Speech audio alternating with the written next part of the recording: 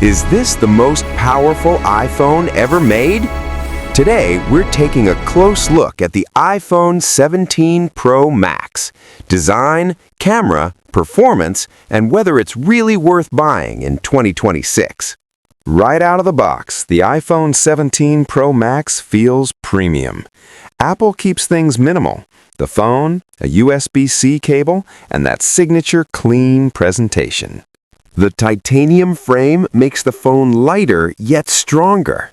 The matte glass back looks elegant, feels solid, and resists fingerprints. This is pure flagship design.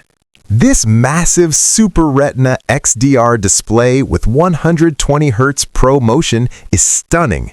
Scrolling is buttery smooth, colors are vibrant, and brightness is excellent even outdoors.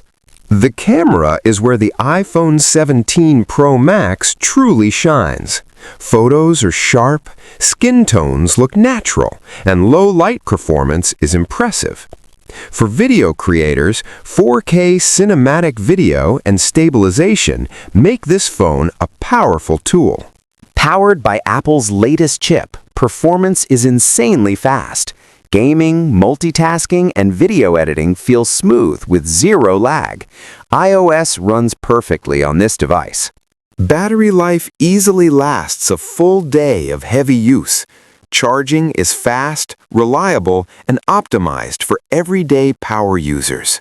The pros are clear. Amazing camera, premium build, top-tier performance, and a beautiful display. But yes, it's expensive, and there's still no charger in the box.